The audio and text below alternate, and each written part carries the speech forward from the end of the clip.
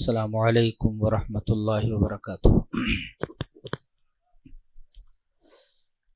ان الحمد للہ نحمده ونستعینه ونستغفره ونعوذ باللہ من شرور انفسنا ومن سیئات اعمالنا، من يهده الله فلا مضل له ومن يضلل فلا هادي له، واشهد ان لا اله الا الله وحده لا شريك له، واشهد ان محمدا عبده ورسوله۔ يا ايها الذين آمنوا اتقوا الله حق تقاته ولا تموتن الا وانتم مسلمون۔ يا ايها الناس اتقوا ربكم الذي خلقكم من نفس واحدة وخلق منها زوجها وبث منهما رجالا كثيرا ونساء، واتقوا الله الذي تساءلون به والأرحام إن الله كان عليكم رقيبا۔ يا أيها الذين آمنوا اتقوا الله وقولوا قولا سديدا يصلح لكم أعمالكم ويغفر لكم ذنوبكم، ومن يطع الله ورسوله فقد فاز فوزا عظيما۔ أما بعد فإن خير الحديث كتاب الله، وخير الهدي هدي محمد صلى الله عليه وسلم، وشر الأمور محدثاتها، وكل محدثة بدعة، وكل بدعة ضلالة، الضلالة في النار۔ أعوذ بالله من الشيطان الرجيم، بسم الله الرحمن الرحيم۔ قل إن كنتم تحبون الله فاتبعوني يحببكم الله ويغفر لكم ذنوبكم۔ حضرات علماء کرام، محترم بزرگوں، نوجوان بھائیوں، پیارے بچوں، خواتین اسلام،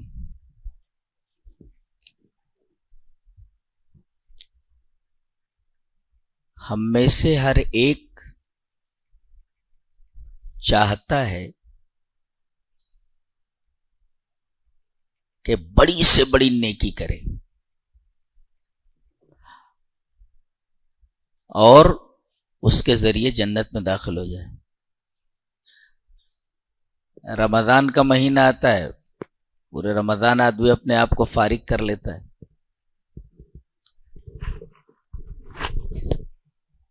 اسی طرح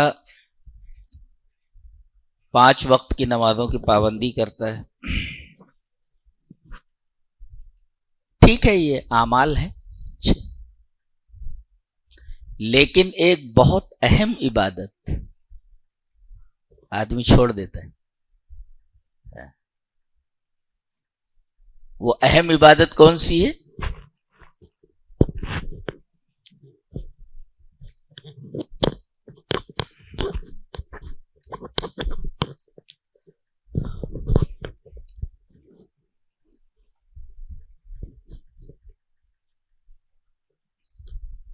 آئیے ایک حدیث سے دیکھتے ہیں کہ وہ اہم عبادت کون سی ہے جو ہم لوگ نہیں کر پاتے۔ حدیث اس طرح، وان ابی مسلم الخولانی قال اتیت مسجد دمشق فاذا حلقۃ فیہا کہول من اصحاب محمد صلی اللہ علیہ وسلم، وَإِذَا شَابٌ فِيهِمْ أَكْحَلُ الْعَيْنِ بَرَّاقُ الثَّنَايَا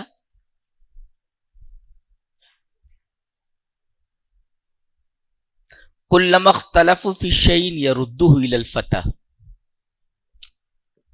فَقُلْتُ لِجَلِيسِ مَنْ هَذَا؟ قَالَ مُعَاذُ بْنُ جَبَلٍ رضي الله تعالى، قال سمعت رسول الله صلى الله عليه وسلم يقول المتحابون فی اللہ علی منابر من نور فی ظل عرش الرحمن یوم لا ظل الا ظلہ، رواہ الطبرانی فی المعجم الکبیر۔ ابو مسلم خولانی کہتے ہیں کہ میں سیریا آیا، شام، اور وہاں کی جو بڑی مسجد ہے، جامع مسجد دمشق پہنچا۔ مسجد میں پہنچنے کے بعد میں نے دیکھا کہ نبی کریم صلی اللہ علیہ وسلم کے ادھیڑ عمر کے صحابہ حلقہ لگائے بیٹھے ہیں، ایک پورا حلقہ ہے ان کا، گروپ ہے پورا. یہ گروپ کن لوگوں کا ہے؟ کہول من اصحاب محمد صلی اللہ علیہ وسلم، نبی کریم صلی اللہ علیہ وسلم کے ادھیڑ صحابہ، بوڑھے صحابہ وہ بیٹھے ہوئے، پورا حلقہ ہے ان کا. انہی میں ایک نوجوان بھی تھا، وَإِذَا شَابٌ فِيهِمْ، آنکھیں کیسی تھیں جیسے سرما لگا ہوا ہو، اکحل العین، دانت کیسے تھے؟ اب لوگ تو گٹکا کھا کر کے دانت خراب کیے ہوئے. براق الثنایا، ان کے دانتوں سے بجلی نکلتی تھی. براق الثنایا یعنی دانت چمک رہے تھے اور آنکھیں ایسی تھی جیسے سرما لگا ہوا. خوبصورت نوجوان. اب یہ جو اصحاب محمد تھے یہ کیا کر رہے تھے وہاں بیٹھ کر مسجد میں بیٹھ کر مسائل میں تبادلے خیال کر رہے تھے. اس مسئلے کے بارے میں آپ کا کیا خیال؟ یہ مسئلہ کیسا ہے، وہ مسئلہ کیسا ہے؟ اور جب کسی مسئلے میں پھنس جاتے تو فوراً اس مسئلے کو اس نوجوان کی طرف ریفر کر دیتے. کلما اختلفوا فی شیء یردوہ الی الفتح، جب بھی کسی مسئلے میں اختلاف ہوتا ان کا تو یردوہ الی الفتح، وہ جو نوجوان خوبصورت سا تھا اس کی طرف مسئلے کو ریفر کر دیتے تھے اور وہ مسئلے کو چٹکیوں میں حل کر دیتا تھا. میں نے یہ منظر دیکھا تو جو میرا کمپینین تھا ساتھ میں جو تھا، جلیس مینس کمپینین، ساتھی جو میرا تھا، من ہذا، ہو از ہی، کون ہے یہ؟ من ہذا، یہ کون ہے؟ تو میرے ساتھی نے کہا جانتے نہیں ہو؟ میں نے کہا نہیں. ابو مسلم خولانی کہتے ہیں نہیں. قال معاذ بن جبل، حضرت معاذ ابن جبل رضی اللہ تعالیٰ عنہ، وہ نوجوان جو ہیں. اور کہتے ہیں اس وقت میں نے حضرت معاذ ابن جبل کو یہ حدیث بیان فرماتے سنا. وہ کہہ رہے تھے سمعت رسول اللہ صلی اللہ علیہ وسلم یقول، میں نے جناب محمد رسول اللہ صلی اللہ علیہ وسلم کو یہ بیان فرماتے سنا ہے کہ المتحابون فی اللہ، اللہ کے لیے ایک دوسرے سے محبت کرنے والے لوگ علی منابر من نور، نور کے ممبروں پر ہوں گے. یہ ممبر کیسا ہے؟ لکڑی کا ہے، پتھر کا ہے، سنگ مرمر کا ہے. ویسا ممبر تو آپ نے دیکھا ہی نہیں ہوگا. نور کا ممبر، آدمی سوچ بھی نہیں سکتا کہ وہ نور کا ممبر کیسا ہوگا. علی منابر من نور، نور کے ممبروں پر ہوں گے. اچھا، اور نور کے ممبروں کے اوپر کیا ہوگا؟ اللہ کا عرش. علی منابر من نور فی ظل عرش الرحمن، اللہ تبارک و تعالیٰ کے عرش کے سائے کے نیچے. اللہ کا عرش ہے جس پر وہ مستوی ہے، اور پھر اس عرش کے نیچے وہ جو سایہ ہے عرش کا، یہ نور کے ممبر لگے ہوئے ہیں اور وہاں پر یہ لوگ بیٹھے ہوئے ہیں. یوم لا ظل الا ظل، اور اس وقت اللہ کے عرش کے سائے کے علاوہ کوئی سایہ نہیں ہوگا. ایسے وقت میں اللہ کے عرش کے سائے کے نیچے یہ نور کے ممبروں پر بیٹھے ہوئے ہوں گے. کون لوگ؟ ایک مسلمان دوسرے مسلمان سے محبت کرنے والا. مشہور حدیث ہے کہ ایک آدمی اپنے بھائی سے ملنے کے لیے جا رہا تھا.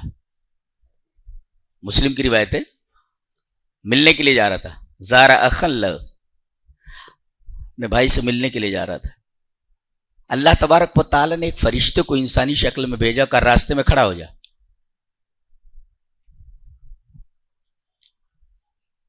اب یہ جو اپنے بھائی سے دوسرے گاؤں میں ملنے کے لیے جا رہا تھا، راستے میں اللہ نے انسانی شکل میں فرشتے کو کھڑا کر دیا.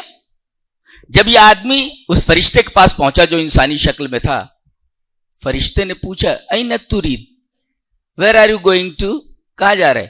این ترید، کہاں جا رہے؟ کہا کہ یہ آگے جو گاؤں ہے اس گاؤں میں میرا ایک بھائی ہے، میں اس سے ملنے کے لیے جا رہا ہوں. پھر وہ فرشتہ جو انسانی شکل میں تھا کہنے لگا کیا اس نے تیرے اوپر کوئی احسان کیا ہے؟ اس احسان کی وجہ سے تو ملنے کے لیے جا رہا ہے؟ بولے لا غیر انی احببت فی اللہ. دیکھیں حدیث میں وہاں کیا تھا؟ المتحابون فی اللہ. یہ کیا بول رہا ہے مسلم کی روایت میں؟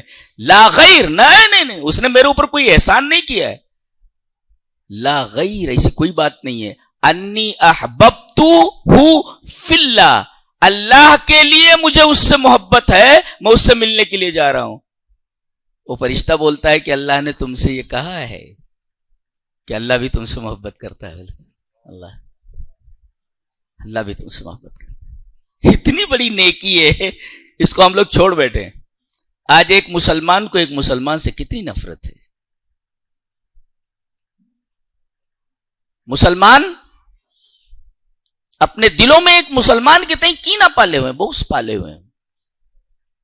دیکھ رہے ہیں وہ اپنے بھائی سے ملنے کے لیے دوسرے گاؤں میں جا رہا ہے, اللہ تبارک تعالیٰ نے فرشتہ کھڑا کر دیا راستے میں اور کہلوایا کہ اس سے بولو کہ اللہ کے لیے اگر تو اس سے ملنے کے لیے جا رہا ہے, یہ محبت اللہ کے لیے ہے جیسا کہ تو کہہ رہا ہے. لا غیر انی احببت فی اللہ, میں اس سے اللہ ہی کے لیے محبت کرتا ہوں, بس میرا اور کوئی مقصد نہیں. اس نے کوئی میرے اوپر احسان وغیرہ نہیں کیا ہے.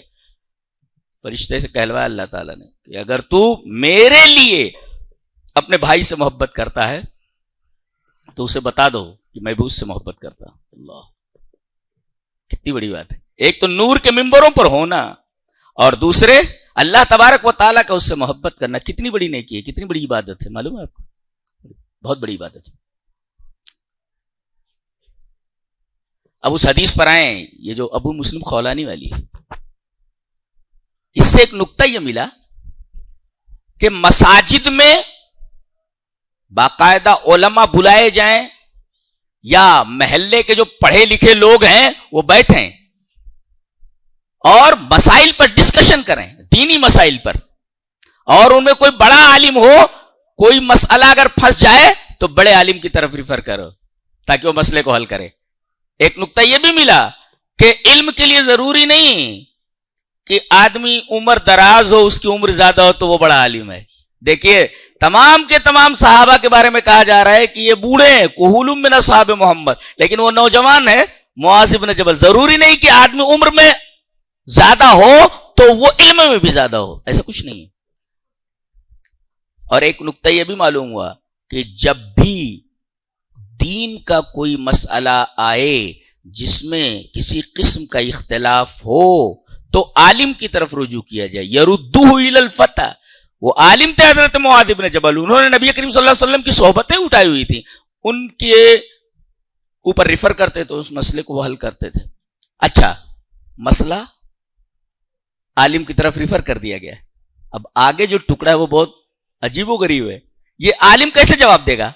اپنی رائے سے, اپنے قیاس سے, اپنے اجتہاد سے؟ لا, وہ کہہ رہے ہیں سمیت رسول اللہ صلی اللہ علیہ وسلم یقول, ایسے عالم کی طرف مسئلے کو ریفر کرو جو مسئلے کو حل کرے تو یہ بولے کہ اللہ نے کہا ہے اور اللہ کے رسول نے کہا ہے. قال اللہ قال رسول سے اس مسئلے کو ثابت کرے.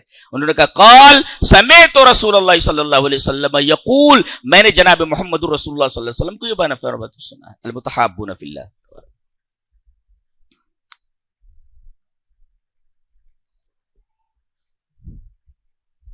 عام طور پر آدمی دنیا سے بڑی محبت کرتا ہے. اس سلسلے میں ایک حدیث دیکھیں, حدیث اس طرح, وان ابی موسیٰ الاشعری رضی اللہ تعالی عنہ قال ان ابی موسیٰ الاشعری رضی اللہ تعالی عنہ ان النبی صلی اللہ علیہ وسلم قال من احب دنیاہ اضر بآخرتہ ومن احب آخرتہ اضر بدنیاہ فآثروا ما یبقى علی ما یفنى, رواہ احمد فی مسندہ. حضرت امام احمد بن حنبل رحمہ اللہ اس حدیث کو ایسے ہی اپنی حدیث کی کتاب مسند احمد کے اندر لائے ہیں. راوی حضرت ابو موسیٰ اشعری ہیں. حضرت ابو موسیٰ اشعری فرماتے ہیں کہ نبی کریم صلی اللہ علیہ وسلم نے ارشاد فرمایا کہ جو آدمی اپنی دنیا سے محبت کرے گا وہ اپنی آخرت بگاڑ لے گا. جی, اور جو اپنی آخرت سے محبت کرے گا وہ من احب آخرت ہو تو اضر بدنیا, اس کی دنیا بگڑنے والی ہے. تو اب دو چیزیں آ گئیں, ایک آخرت ہے اور ایک دنیا ہے. اب کرنا کیا ہے؟ نبی کریم صلی اللہ علیہ وسلم نے فیصلہ سنایا, فآثروا ما یبقى علی ما یفنى, جو چیز فانی ہے اس سے محبت مت کرو بلکہ اس سے محبت کرو جو فنا ہونے والی نہیں، جو ہمیشہ باقی رہنے والی ہے. فآثروا ما يبقى على ما يفنى. ہمارا رسول بھی کیسا بولتے ہیں، اللہ اکبر، بتا دیا کہ چیز سے محبت کرنی ہے، کہ چیز سے محبت نہیں کرنی ہے. فآثروا ما يبقى على ما يفنى. اور کوئی چیز فنا ہونے والی ہو تو اس سے کون محبت کرے گا؟ بے وقوف آدمی ہی کرے گا کہ ایک دن ہاتھ سے نکلنے ہی والی ہے تو اس سے محبت، اس سے دل لگانا کائے کو؟ بے وقوف ہی آدمی ایسی چیز سے دل لگا سکتا ہے جو اس کے ہاتھ سے جانے والی ہو، ہاتھ سے جانے والی ہو. تو اگر دنیا اور آخرت سائیڈ بائی سائیڈ رکھ دیے جائیں تو کیا چننا ہے؟ نبی کریم صلی اللہ علیہ وسلم فرمایا دنیا اور آخرت کی محبت اگر سائیڈ بائی سائیڈ رکھ دی جائے تو کیا کر رہا ہے؟ فآثروا علی ما یبقى فآثروا ما يبقى علی ما یفنى. تو باقی کو ترجیح دو فانی کے اوپر.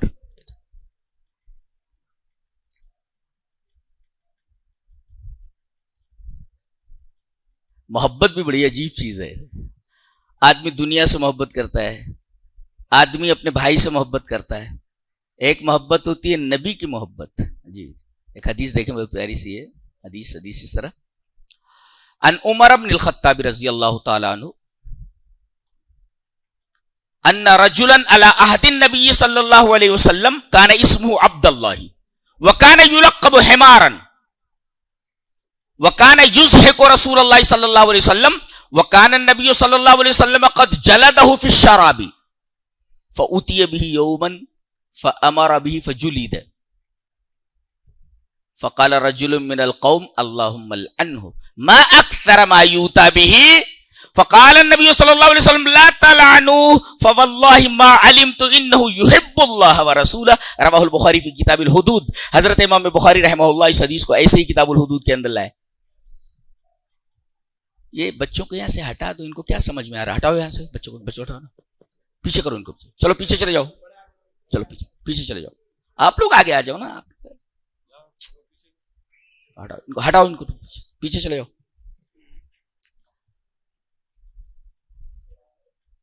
تو یہ روایت امام بخاری رحمۃ اللہ علیہ بخاری شریف کتاب الحدود کے اندر لائے ہیں، اور راوی حضرت عمر رضی اللہ تعالیٰ عنہ. وہ کہتے ہیں کہ نبی کریم صلی اللہ علیہ وسلم کے زمانے میں ایک شخص تھا جس کا نام عبداللہ تھا اور اس کا لقب حمار تھا. حمار اس کو گدھا بولتے تھے. وَكَانَ يُلَقَّبُ حِمَارًا، ڈنکی بولتے تھے ان کو، گدھا. ان کا کام کیا تھا؟ یہ نبی کریم صلی اللہ علیہ وسلم کی خدمت میں آتے. وَكَانَ يُضْحِكُ رسول اللہ صلی اللہ علیہ وسلم، رسول اللہ صلی اللہ علیہ وسلم کو ہنساتے تھے. لیکن ان کے اندر ایک خرابی تھی، شراب پیتے تھے، شراب چھوڑ نہیں پا رہے تھے، اور بار بار ان کو لایا جاتا تھا، بار بار ان کے اوپر حد قائم کی جاتی تھی، کوڑے مارے جاتے تھے. اور نبی کریم صلی اللہ علیہ وسلم نے ان کو کئی بار شراب پینے کے پاداش میں ان کو سزا دی تھی. وکان نبی صلی اللہ علیہ وسلم قد جلدہ فی الشراب، شراب پینے کے تعلق سے ان کو پھوڑے لگائے تھے. فأتی بہ یوما، ایک دفعہ پیے ہوئے تھے، پکڑ کر کے لائے گئے. فامر بہ، رسول اللہ صلی اللہ علیہ وسلم ان کے بارے میں حکم دیا پیٹو اس کو، حد قائم کرو. فجلدہ، پٹائی ہوئی ان کی اچھی. غصے میں آئے اس لیے کہ جو راوی ہیں حضرت عمر، ان کا نام نہیں لیا گیا. کہا کہ ان میں سے قوم میں کے ایک آدمی نے کہا، یہ قوم میں سے ایک آدمی کون ہے؟ حضرت عمر ہی ہیں، وہ جو اس روایت کے راوی ہیں. جی روایت کے راوی جو ہے، انہوں نے کہا اللہم لعنہ، تیرے اوپر اللہ کی لعنت ہو. ما اکثر ما یوتا بھی، بار بار شراب پیتا ہے اور نبی کریم صلی اللہ علیہ وسلم کے پاس آتا ہے اور تیرے اوپر حد قائم کی جاتی ہے، تجھے حیا نہیں آتی؟ تجھے اللہ تیرے اوپر لعنت کرے، تیرے اوپر اللہ کی لعنت. نبی کریم صلی اللہ علیہ وسلم فرمایا اللہ تعالیٰ عنہ، اس کے اوپر لعنت مت کرو. فواللہ ما علمت، اللہ کی قسم جہاں تک مجھے معلوم ہے، انہ یحب اللہ ورسولہ، یہ اللہ اور اس کے رسول سے محبت کرتا ہے. اللہ. اس حدیث پاک میں دو باتیں ہیں، پہلے وہ سمجھا دوں. پہلی بات، وہ ہنساتے تھے. کیسے ہنساتے تھے؟ کبھی کوئی بات بول دیتے تھے ہنسی والی تو نبی کریم صلی اللہ علیہ وسلم ہنسنے لگتے تھے. لیکن ایک کام بہت عجیب و غریب کرتے تھے جس سے نبی کریم صلی اللہ علیہ وسلم بہت ہنستے تھے. کیا کرتے تھے؟ شارحین نے لکھا ہے کہ جب یہ نکلتے اپنے گھر سے اور مدینہ میں دیکھتے کہ کچھ تاجر لوگ کوئی اچھی چیز لائے ہیں، یا مدینہ میں کوئی شخص کوئی اچھی چیز بیچ رہا ہے، جیسے گھی ہے، سمن، اسی طریقے سے اصل ہے، شہد، دیکھا اچھا ہو بہت اچھا شہد ہے، لا لے لیتے تھے اور لا کر نبی کریم صلی اللہ علیہ وسلم کو ہدیہ کر دیتے تھے. اب وہ آدمی آتا تھا، کہا تھا وہ شہد لے آئے ہو، پیسہ کون دے گا؟ پیسہ دیے نہیں. اس آدمی کو پکڑ لیتے اور نبی کریم صلی اللہ علیہ وسلم کے پاس لاتے. کون ہے یہ؟ بولے اللہ کے آتے ہادا سمن، اس کو پیسے دے دو. آتے ہادا سمن، اس آدمی کو آپ پیسے دے دو. کہا کہ پیسے؟ بولے وہ جو شہد لایا تھا نا میں، بولے قد اہدیت حالی، تو نے تو مجھے وہ ہدیہ کیا تھا، ہاں تو تجھے پیسے دینے چاہیے. کہا کہ اللہ کے رسول اللہ سے اندیشہ ہے، میرے پاس کچھ ہے نہیں. بولے پیسے نہیں میرے پاس. اللہ. اب نبی کریم صلی اللہ علیہ وسلم ان کی اس حرکت دیکھ کے فیضحک، رسول اللہ صلی اللہ علیہ وسلم ہنس پڑتے تھے کہ عجیب آدمی ہے، چیز خرید لیتا ہے اور مجھے ہدیے میں لا کر کے بولتا ہے کہ یہ ہدیہ ہے، اور اس کے بعد جب وہ پیسے کا تقاضا کرتا ہے تو اس کا ہاتھ پکڑ کر میرے پاس لے آتا اور کہتا آتے ہادا سمن یا رسول اللہ، اے اللہ کے رسول پیسہ آپ دے دو.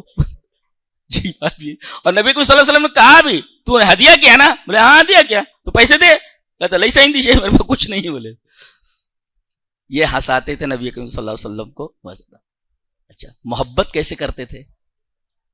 یہ نبی کریم صلی اللہ علیہ وسلم کو ہنسانا بھی تو محبت کی دلیل ہے جی. لیکن ایک محبت اور بھی تھی. شارحین نے لکھا ہے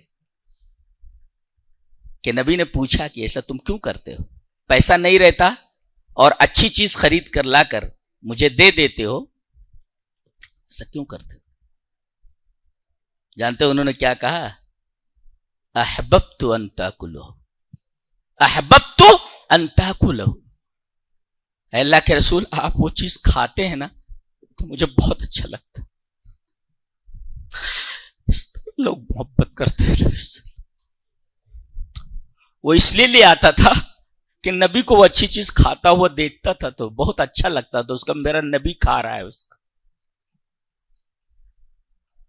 کیسے لوگ تھے اللہ.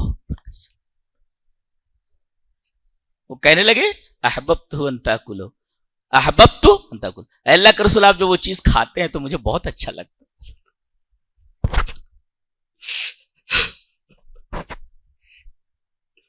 کوئی اتنی بھی محبت کرتا ہے اللہ کے رسول سے، پیسہ نہیں ہے لا کر دے دیا خرید کر.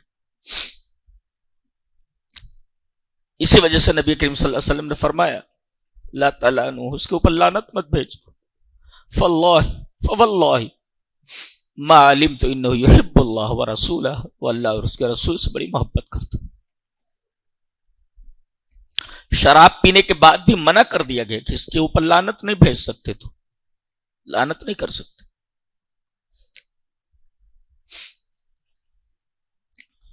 یہ کیا کر رہے ہو؟ یہ احمق آدمی ہو گئی. تو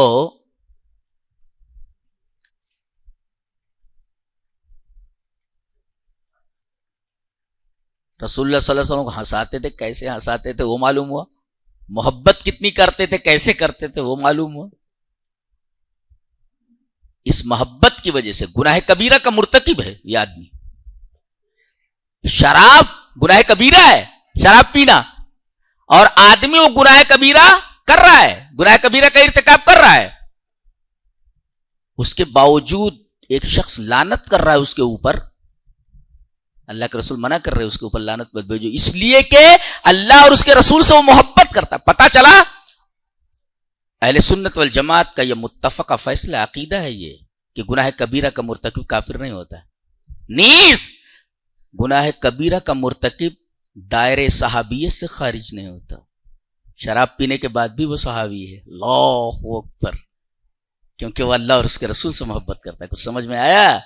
جی صحابی ہے وہ. شراب پینے کے بعد بھی، اور ایک بار نہیں کئی بار انہوں نے شراب پی اور کوڑے لگائے جا رہے ہیں، اس کے بعد بھی نبی کہہ رہے اس پر لعنت نہیں بھیج سکتے، اس لیے کہ اللہ اور اس کے رسول سے محبت کرتا ہے. اور یہ بھی معلوم ہے کہ گناہ کبیرہ کا مرتکب کافر نہیں ہوتا. تیسری بات معلوم ہوئی، گناہ کبیرہ کے ارتکاب سے آدمی دائرے صحابیت سے خارج نہیں ہوتا. اللہ تعالیٰ. تو نبی کریم صلی اللہ علیہ وسلم کے ایک صحابی کی محبت کا یہ انداز آپ دیکھیں کہ گناہ کبیرہ کے ارتکاب کے بعد بھی ایک آدمی لعنت کر رہا ہے تو نبی منع کر رہے کہ اس کے اوپر لعنت نہ کرو، اس لیے کہ وہ اللہ اور اس کے رسول سے محبت کرتا ہے. یہ رسول اللہ صلی اللہ علیہ وسلم سے محبت کا مقام، اس کے اسٹیٹس ہے. کیا مقام ہے؟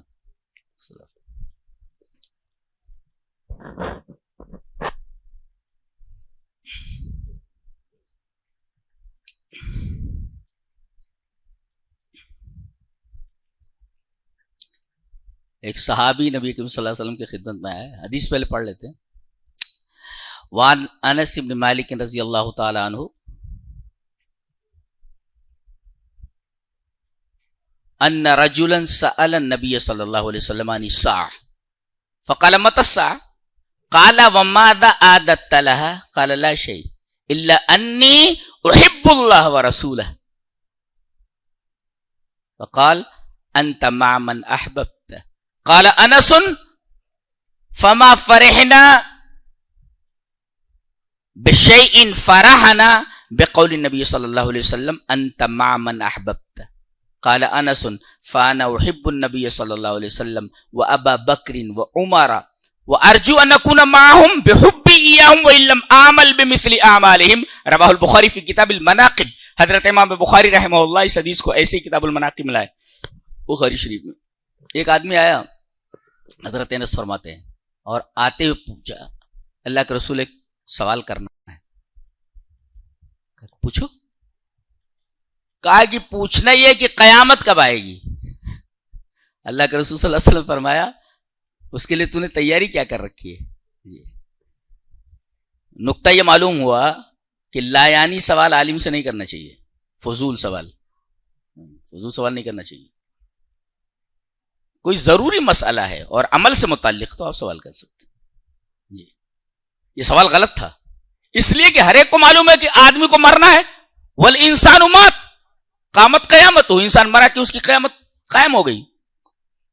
تو اب مسئلہ یہ نہیں کہ قیامت کب آئے گی، مسئلہ یہ ہے کہ قیامت کے لیے تیرے پاس تیاری کیا ہے. اور ایک نقطہ اور معلوم ہوا، شریعت محمدیہ میں قول کی زیادہ اہمیت نہیں ہے، عمل کی زیادہ اہمیت ہے. یہ آدمی جو سوال کر رہا ہے یہ مسئلہ جاننے کے لیے کر رہا ہے، اور نبی کریم صلی اللہ علیہ وسلم کہہ رہے کہ سوال کرو تو عمل کے تعلق سے کرو. اس نے پوچھا تھا قیامت کب آئے گی، ایک علمی سوال ہے، لیکن نبی کریم صلی اللہ علیہ وسلم نے فرمایا معاملہ اہم عمل کا ہے. مسئلہ یہ نہیں کہ قیامت کب آئے گی، مسئلہ یہ ہے کہ قیامت کے لیے تیرے پاس تیاری کیا ہے. گویا شریعت ہمیں عمل کی طرف راغب کرتی ہے کہ ہم عمل کی طرف متوجہ ہوں اور عملی سوال کیا کریں، اور لا یعنی سوال سے بچنا چاہیے. ایک مولوی صاحب تقریر کر رہے تھے جنت کے موضوع پر. آیت کریمہ پڑھا انہوں نے، وَفِيهَا مَا تَشْتَهِهِ الْأَنفُسُ، جنت میں ہر وہ چیز ملے گی جس کے لیے دل چاہے گا. اشتہا جس چیز کی ہوگی مل جائے گی. اب وہ سامعین میں ایک ایسے ہی بیٹھا ہوا تھا جاہل ٹائپ کا، کہا رک جائیے مولوی صاحب یہاں ایک سوال کرنا ہے. کہا اچھا کیا سوال کرنا ہے؟ بولے ابھی آپ بولے نا کہ جنت میں ہر چیز ملے گی جو آدمی چاہے گا. بولے ہاں وہ تو قرآن کی آیت ہے، آدمی کا دل جو چاہے گا اس کو مل جائے گی. کہا کہ میرا سوال یہ ہے کہ جب ساری چیز جنت میں ملے گی تو جنت میں حقہ ملے گا کہ نہیں ملے گا؟ اس لیے کہ وہ حقہ پیتا تھا، وہ حقہ پیتا تھا. وہ کہا جنت میں حقہ ملے گا کہ نہیں؟ اب مجھ جیسا مولوی تھا بولنے لگا جنت میں حقہ بھی ملے گا، لیکن چونکہ حقے میں آگ اوپر رکھی جاتی ہے اور جنت میں آگ نہیں ہے، جہنم سے وہ آگ لا کر حقہ سلگانا پڑے گا. بولے تو وَفِيهَا مَا تَشْتَهِي الْأَنفُسُ، جو بھی دل چاہے گا جنت میں وہ چیز ملے گی. اب یہ سوال جو وہ کر رہا لا یعنی سوال ہے، فضول سوال ہے، یہ فضول سوال ہے. تو آدمی سوال کرے تو اس کا تعلق عمل سے ہو. نبی کریم صلی اللہ علیہ وسلم فرمایا مسئلہ یہ نہیں ہے کہ قیامت کب آئے گی، مسئلہ یہ ہے کہ مرنے کے بعد قیامت کے لیے تو نے تیاری کیا کری، وماذا اعددت لها۔ اب اس کا جواب دیکھو، لا شیء، نتھنگ، کوئی تیاری نہیں میرے پاس، کوئی تیاری نہیں ہے، کوئی تیاری نہیں ہے، لیکن اللہ کے رسول ایک چیز ہے میرے پاس، کیا؟ انی احب اللہ ورسولہ، میں اللہ اور اس کے رسول سے بڑی محبت کرتا ہوں۔ نبی کریم صلی اللہ علیہ وسلم نے فرمایا انت مع من احببت، تو جس سے محبت کرتا ہے اس کے ساتھ اٹھایا جائے گا، جی تو اس کے ساتھ رہے گا۔ اچھا،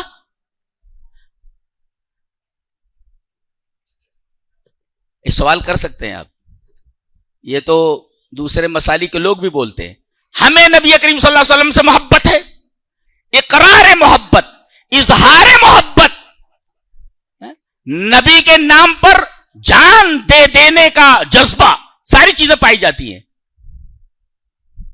اب وہ کہیں گے ٹھیک ہے ہمارے پاس عقیدہ نہیں، ہمارے پاس عمل نہیں، محبت تو ہے نا، یہاں دو نبی فرما رہے ہیں عمل ہو، لا شے بول رہا ہے کچھ عمل نہیں ہے، لیکن کہہ رہا ہے کہ مجھے اللہ اور اس کے رسول سے محبت ہے، تو ہم اس حدیث کے اوپر سب سے زیادہ عمل کرنے والے ہیں۔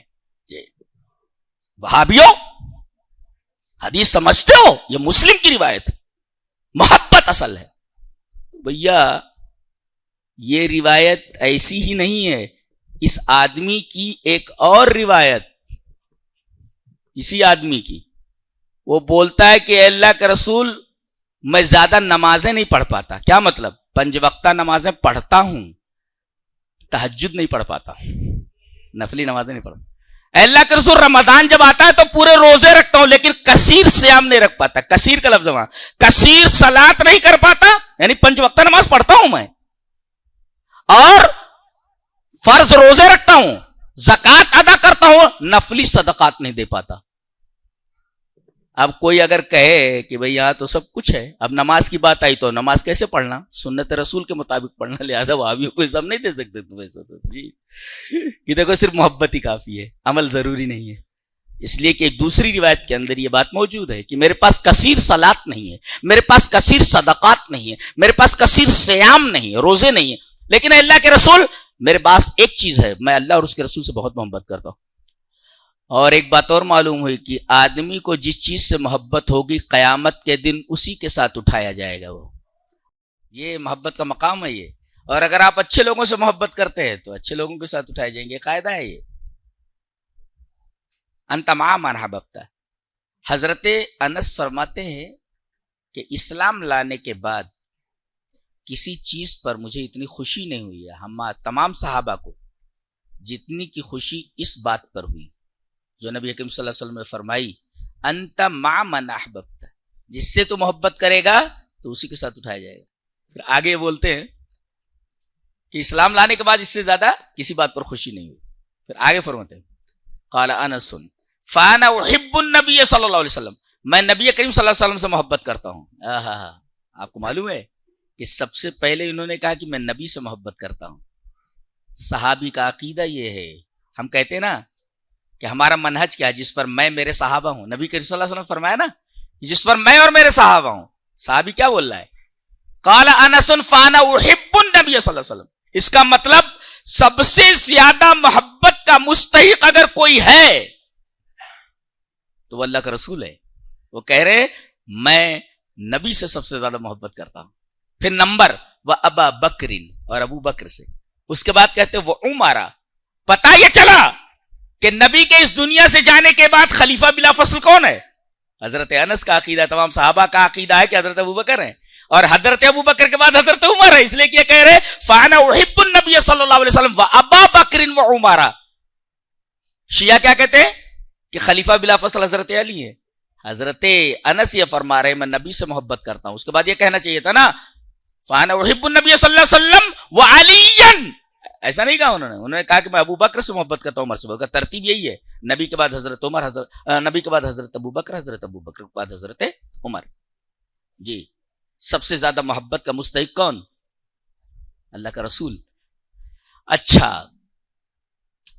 اس کے بعد کہتے ہیں اور میں امید کرتا ہوں میں کہ انہی لوگوں کے ساتھ رہوں گا، کن کے؟ نبی اور ابو بکر اور عمر کے ساتھ، بے حبی ایاہم، میری محبت کی وجہ سے ان کے ساتھ. شارحین نے لکھا ہے کہ آدمی اگر دعا کرے تو دعا میں اپنے کسی نیک عمل کا وسیلہ اختیار کر سکتا ہے. یہ دیکھو بحبی یاہم، اللہ سے محبت بھی ایک عمل ہے. جیسے کوئی کہے کہ اے اللہ میں اس پریشانی میں ہوں، میں نے کچھ اعمال کیے ہیں، اگر ان میں سے کوئی ایک عمل بھی تیری نگاہوں میں مقبول ہے تو میرے رب میں اس عمل کے وسیلے سے دعا کرتا ہوں کہ میری یہ ضرورت پوری فرما دے. تو آدمی اپنے عمل کا وسیلہ لے سکتا ہے. بحبی یاہم سے شارحین نے استدلال فرمایا. وَإِلَّمْ عَمَلْ بِمِثْلِ أَعْمَالِهِمْ، اگرچہ میں نے ابو بکر جیسے، عمر جیسے، نبی کریم صلی اللہ علیہ وسلم جیسے اعمال اعلیٰ درجے کے نہیں کیے، لیکن میں انہی کے ساتھ ہوں گا. ایک نکتہ اور ملا کہ ایک ہوتا ہے عدل اور ایک ہوتا ہے فضل. اللہ تبارک تعالیٰ بی گریڈ والوں کو اے گریڈ دے سکتا ہے، اس کا فضل ہے جی.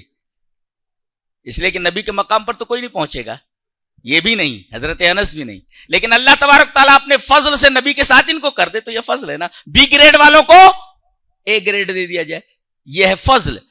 اور ظلم کیا ہے؟ اے گریڈ والوں کو بی گریڈ دے دیا جائے، یہ ظلم ہے. اللہ ایسا نہیں کرتا. بی گریڈ والوں کو اپنے فضل سے اے گریڈ دے دے گا جی، لیکن اے گریڈ والوں کو بی گریڈ نہیں دے گا، اس لیے کہ وہ عدل وہی ہے، عدل وہ عدل کے خلاف ہو جائے گا، ظلم ہو جائے گا وہ.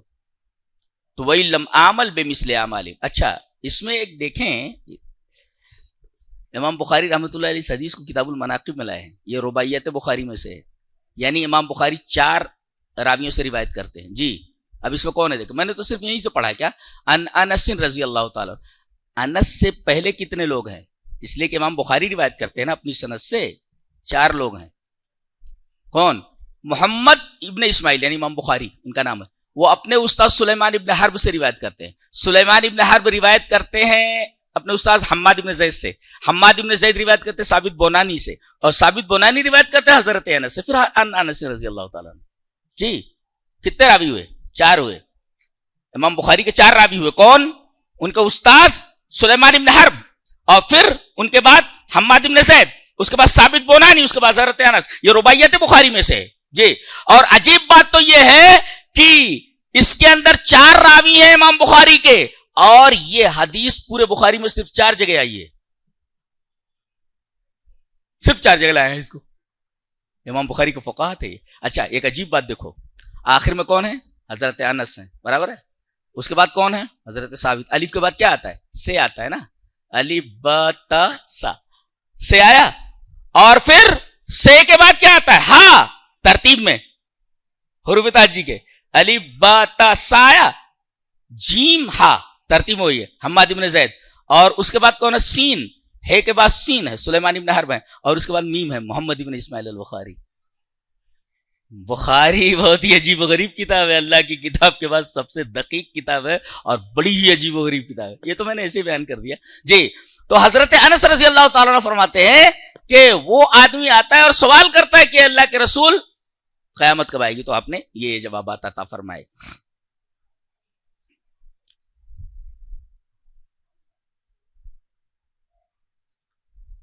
تو آدمی جس سے محبت کرتا ہے اسی کے ساتھ اٹھایا جائے گا. ایک صحابی تو ایک عجیب چیز سے محبت کر بیٹھے تھے. دیکھو ترتیب دیکھو کیسے، جیسے آدمی کا دل ہوتا ہے اسی اعتبار سے آدمی محبت کرتا ہے. کوئی آدمی دنیا سے محبت کرتا ہے جی. اب یہ دیکھو ایک عجیب و غریب چیز سے محبت کر رہے ہیں. چلیے وہ حدیث پڑھ لیتے پہلے. وان عائشہ رضی اللہ تعالی عنہا ان نبی صلی اللہ علیہ وسلم بعث رجلا علی سریۃ وکان یقرأ لاصحابہ فی صلاتہم فیختم بقل هو اللہ احد فلما رجعوا ذکروا ذلك للنبی صلی اللہ علیہ وسلم فقال سألوه لأي شيء يصنع ذلك فسألوه فقال لأنها صفة الرحمن وأنا أحب أن أقرأ بها فقال النبي صلى الله عليه وسلم أخبروه أن الله يحبه. رواه البخاری فی کتاب التوحید. حضرت امام بخاری رحمہ اللہ اس حدیث کو ایسے کتاب التوحید میں لائے. حضرت عائشہ فرماتی ہیں کہ نبی کریم صلی اللہ علیہ وسلم نے ایک سریہ بھیجا. سریہ جانتے ہیں؟ سریہ کہتے ہیں ایسے لشکر کو جو ما فوق المئہ ہو، اب 100 ہو. 100 سے زائد ہو اس کو سریہ بولتے. اگر لشکر کے افراد 100 سے زائد ہے دیٹ از کالڈ سریہ. تو گویا کہ اس لشکر میں 100 سے زائد افراد تھے, تبھی تو سریہ کہا گیا. سریہ کس کو کہتے ہیں؟ ایسے لشکر کو جو ما فوق المئہ ہو, یعنی اب 100 ہو, یعنی 100 سے زائد ہو. سریہ بھیجا اور کمانڈر ان چیف ایک صاحب کو مقرر فرمایا اور یہی نماز پڑھاتے تھے.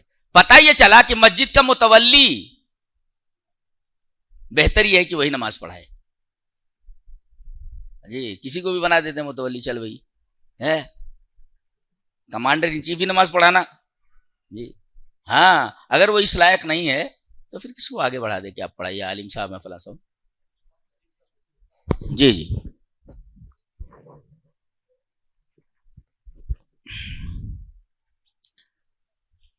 تو وہ نماز پڑھاتے تھے وہ لشکر کو.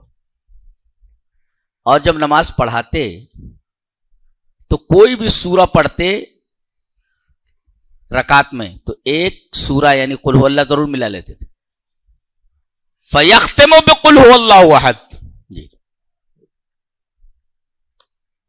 اس میں ایک مسئلہ یہ معلوم ہوا کہ ایک رکعت میں 2 سورتیں پڑھنا جائز ہے, پڑھ سکتا ہے, کوئی بھی سورہ پڑھ سکتا ہے. ایک سورہ پڑھ لیا, کہیں سے بھی کوئی سورہ ایک پڑھ سکتا ہے, ملا سکتا ہے, یہ مسئلہ معلوم ہوا. اور ایسا ہے, ایک روایت اور بھی ہے, غالباً امام ترمذی رحمہ اللہ علیہ اور البانی کی تحقیق کے مطابق وہ حدیث صحیح ہے کہ قباء کے ایک امام تھے اور وہ لوگوں کی امامت کراتے تھے. تو وہ کیا کرتے, پہلے قل هو اللہ پڑھتے الحمد شریف کے بعد, پھر کوئی سورہ ملاتے, عادت تھی ان کی. الحمد شریف پڑھ لیا وَلَضَّالِّينَ آمین ہو گیا, پھر قل هو اللہ احد پوری سورہ پڑھتے, پھر کوئی سورہ ملاتے تھے. وہ لوگوں کو اعتراض ہوا, کہا کہ یہ کیا ہے بھائی, کوئی اور سورہ نہیں تم کو یاد ہے؟ بس وَلَضَّالِّينَ کے بعد فوراً قل هو اللہ احد اور اس کے بعد پھر کوئی سورہ ملاتے ہو.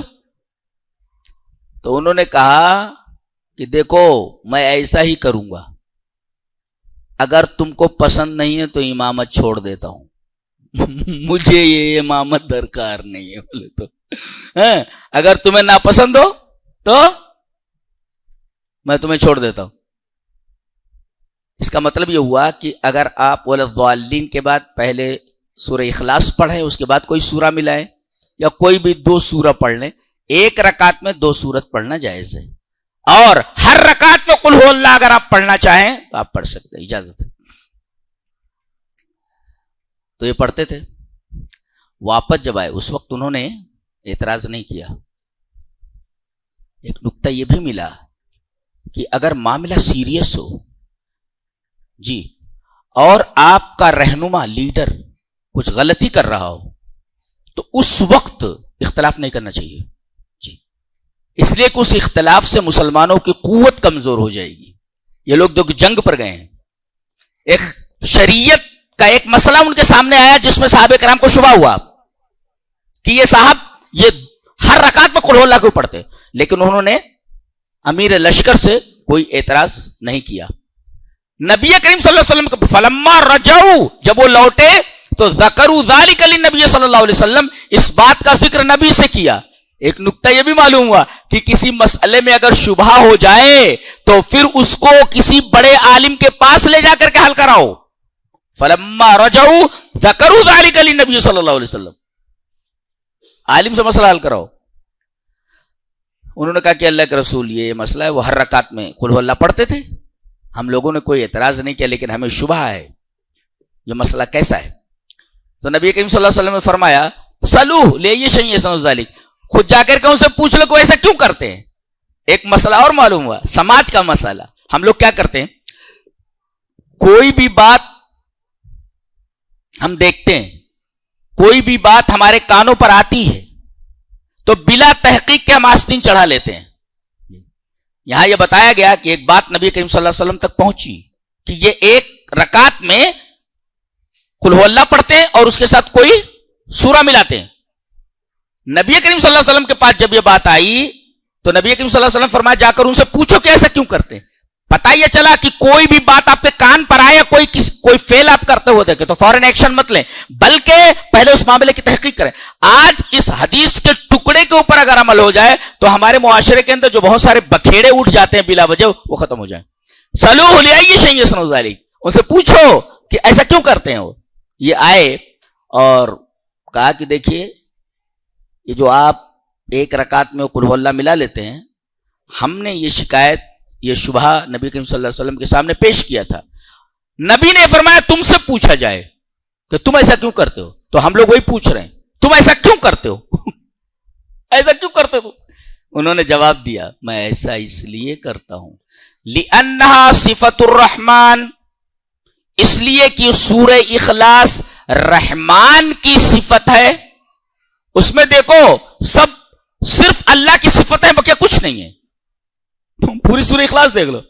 احد، المنفرد فی افعالہ، المنفرد فی صفاتہ، المنفرد فی اسمائہ، المنفرد فی کل شیء، ہر چیز میں وہ یکتا ہے. احد، الصمد بے نیاز ہے، پوری کائنات اس کی محتاج، وہ کسی کا محتاج نہیں. دو، لم یلد ولم یولد، اس کا کوئی باپ نہیں، اس کا کوئی بیٹا نہیں. ولم یکن لہ کفوا احد، اس کا کوئی ہمسر نہیں. اللہ کی صفات بیان کی گئی ہیں.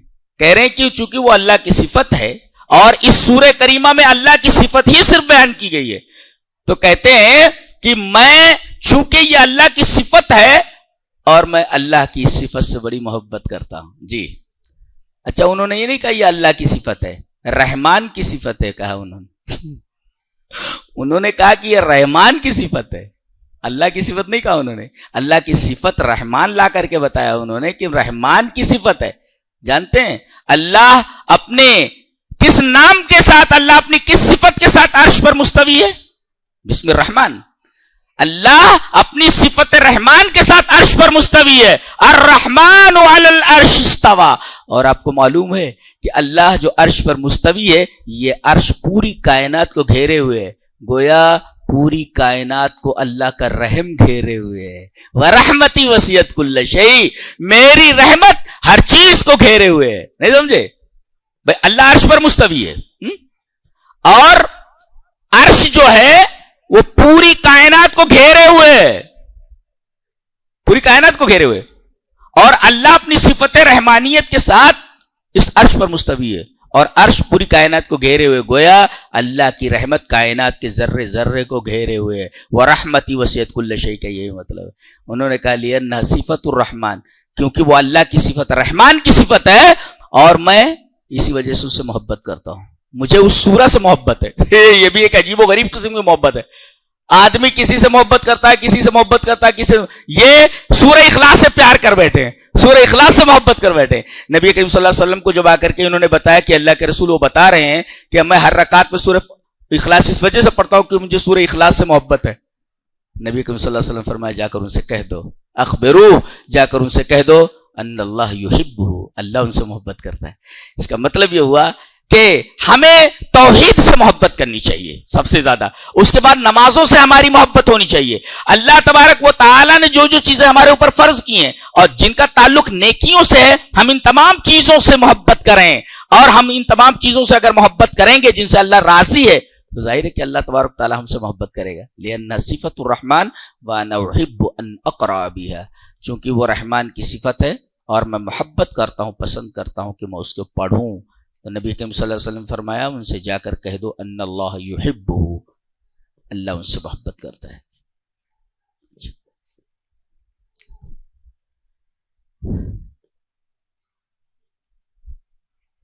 ایک بات اور یہاں ذہن میں رکھ لیں جو اس پوری بات کا خلاصہ ہے. آدمی دنیا میں کسی چیز سے محبت کرے، ایون نبی سے محبت کرے، تو نبی سے محبت بھی اللہ کے لیے ہونی چاہیے. اگر کوئی آدمی نبی سے محبت اللہ کے لیے نہیں کر رہا ہے تو نبی کی محبت کا کوئی مطلب نہیں ہے. تو گویا کہ ساری محبت اللہ کے لیے ہے. وَمِنَ النَّاسِ مَن يَتَّخِذُ مِن دُونِ اللَّهِ أَندَادًا يُحِبُّونَهُمْ كَحُبِّ اللَّهِ وَالَّذِينَ آمَنُوا أَشَدُّ حُبًّا لِلَّهِ. تمام محبتیں اللہ کی محبت کے تابع ہیں. ہم کسی بھائی سے محبت کریں اللہ کے لیے، ہم اللہ کے رسول سے محبت کریں کس لیے؟ اللہ سے محبت کریں. گویا کہ ہماری محبت اس وقت قابل قبول ہے جب ہم اللہ کے رسول سے محبت اللہ کے لیے کریں. تو ساری محبتیں اللہ کے لیے ہونی چاہیے. انسان کی انسان سے محبت، مومن کی مومن سے محبت، یہاں تک کہ نبی کریم صلی اللہ علیہ وسلم سے ہم جو محبت کرتے ہیں وہ اللہ تبارک و تعالیٰ کے لیے ہونا چاہیے، تو ساری محبتیں اس کے لیے۔ اللہ،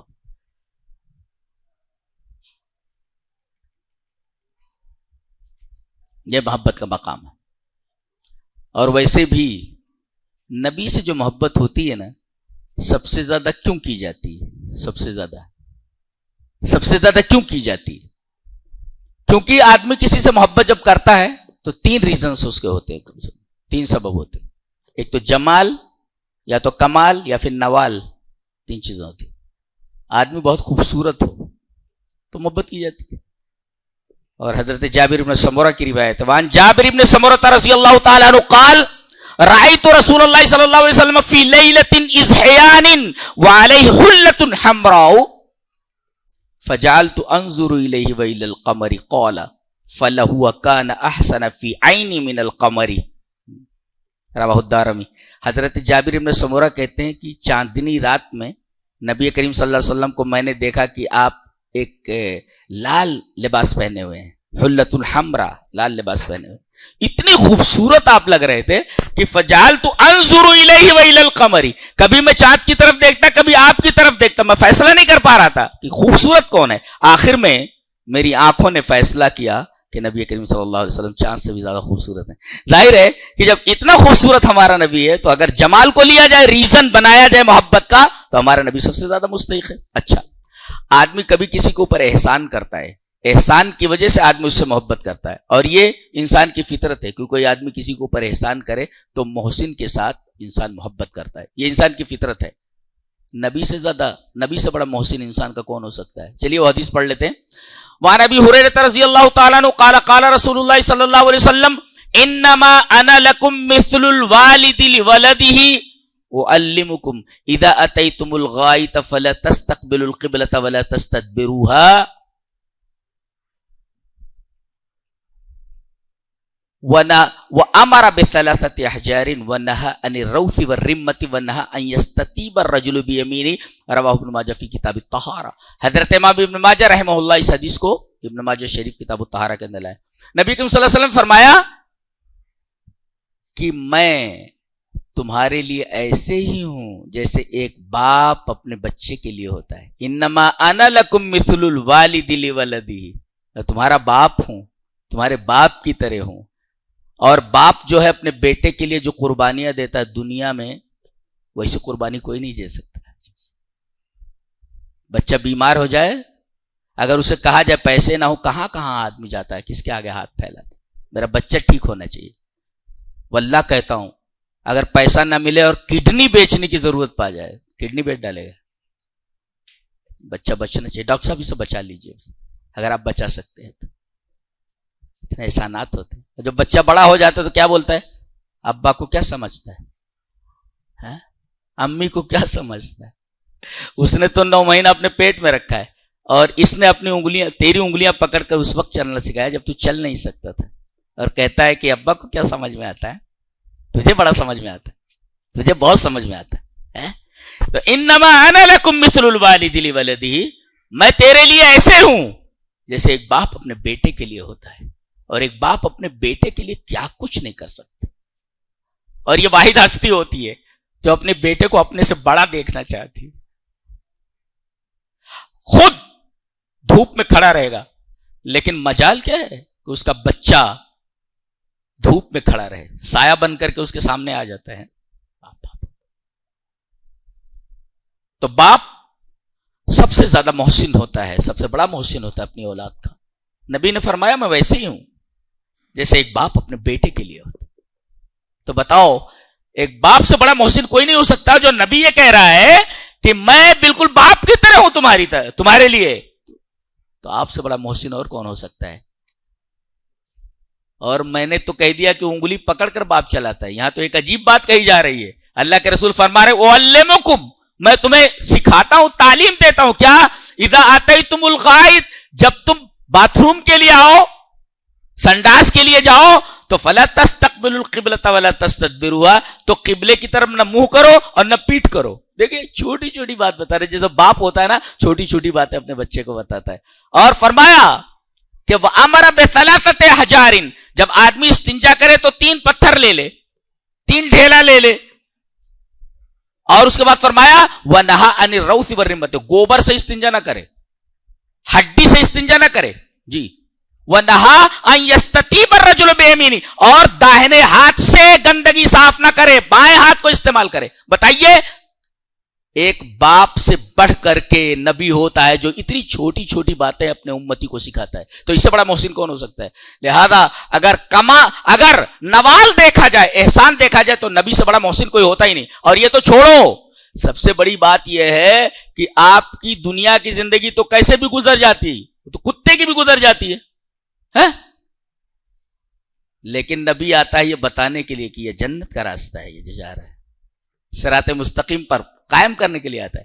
اور اگر دنیا میں پھنس گیا آدمی، دنیا میں پھنس گیا اور گناہ کی وجہ سے وہاں پھنسا ہوا ہے، تو نبی کریم صلی اللہ علیہ وسلم کی سفارش فرمائیں گے. بتائیے ایک آدمی قیامت میں پھنسا ہوا ہے، اس کا کوئی پرسان حال نہیں ہے، نبی کریم صلی اللہ علیہ وسلم آ کر اس گنہگار کی سفارش کر کے اسے جنت میں داخل کرائیں، اس سے بڑا محسن کون ہو سکتا ہے؟ گویا کہ دنیا میں بھی آپ سب سے بڑے محسن ہیں، اور وہاں تو باپ بھاگے گا، ماں بھاگے گی، بھائی بھاگے گا، نبی کریم صلی اللہ علیہ وسلم ایک گنہگار کی سفارش فرمائیں گے. اس سے بڑا محسن اور کون ہو سکتا ہے؟ لہذا اگر احسان کو دیکھا جائے تو نبی سے بڑا کوئی محسن نہیں. لہذا نبی سب سے زیادہ مستحق ہوتا ہے محبت کا، اس ناحیے سے بھی، اس زاویے سے بھی. اچھا، اور کمال دیکھا جائے، کمال کے اعتبار سے، کمال پرفیکشن ہو اس کے اندر، زندگی کے ہر پہلو میں پرفیکشن ہو. حدیث دیکھیں، وعن سعد بن ہشام بن عامر قال اتیت عائشہ رضی اللہ تعالی عنہا فقلت یا ام المؤمنین اخبرینی بخلق رسول اللہ صلی اللہ علیہ وسلم قالت کان خلقه القرآن اما تقرأ القرآن قول اللہ عز وجل وانک لعلی خلق عظیم رواہ احمد فی مسندہ. حضرت امام احمد بن حنبل رحمہ اللہ اس حدیث کو ایسے ہی مسند احمد کے اندر لائے ہیں. راوی حضرت سعد بن ہشام بن عامر ہیں. حضرت سعد بن ہشام کہتے ہیں کہ میں ام المومنین حضرت عائشہ رضی اللہ تعالیٰ عنہ کے پاس آیا. بیوی جو ہوتی ہے نا کبھی شوہر کی تعریف نہیں کرتی، کوئی نہ کوئی کمی نکال دیتی ہے. وہ انسان بہت بڑا ہوتا ہے، عورت اس کی تعریف کرے. تو ایسے بنو کہ عورت تمہاری تعریف کرے. وہ کہتے نہیں کہ وہ ایک عورت نے دیکھ لیا کہ ایک جو ہے صاحب اڑتے جا رہے تھے، گھر میں آئے، رے کائے کہ تم مولوی، کائے کہ تم عالم. میں نے دیکھا ہے آج ایک عالم کو اور ایک ولی کو ہوا میں اڑ رہا تھا، اس کو کہتے ہیں ولی، تم کائے کہ ولی ہو؟ کہا کہ اللہ کی بندی وہ میں ہی تھا، تو ہوا میں اڑ رہا تھا اس کو. اچھا تب بھی تو ٹیڑھے ٹیڑھے اڑ رہے تھے. اب دیکھیے جناب، کیڑے نکالنے کی تو عادت ہوتی ہے، ٹیڑھے اڑ رہا ہے نا وہ ٹیڑھے، تب بھی تو ٹیڑھے ٹیڑھے اڑ رہے تھے. اب دیکھیے، تو بیوی جو ہوتی ہے نا وہ اپنے شوہر کے کمال کو تسلیم نہیں کرتی، جی کمال کو تسلیم نہیں کرتی. لیکن ان سے پوچھا جا رہا ہے، پوچھ رہے ہیں کہ اما عائشہ رضی اللہ تعالیٰ بتائیے کہ نبی کا کردار کیسا تھا، نبی کا بیہیویئر کیسا تھا، نبی کا اخلاق کیسا تھا. کہنے لگی تم نے قرآن نہیں پڑھا. اللہ اکبر. نبی کریم صلی اللہ علیہ وسلم کا کردار قرآن حکیم کی تفسیر تھا. چلتا پھرتا قرآن اگر دیکھنا چاہتے تو نبی کو دیکھ لیتے. پتہ ہے چلا قرآن کے ساتھ حدیث ضروری ہے، اس لیے کہ نبی کریم صلی اللہ علیہ وسلم کے بارے میں کانا خلقہ القرآن، آپ کا پورا کردار قرآن تھا. گویا کہ آپ چلتے پھرتے قرآن تھے جو مدینہ کی گلیوں میں چلتا تھا. ایک مابین الدفتین ہے اور ایک مدینہ کی گلیوں میں چلنے والا قرآن تھا. کانا خلقہ القرآن، آپ کے بیہیویئر، آپ کا اخلاق قرآن تھا. یعنی آپ کا پورا کردار قرآن کے سانچے میں ڈھلا ہوا تھا. اور کوئی ایسا نہیں ہوتا جو قرآن کے سانچے میں ڈھل جائے.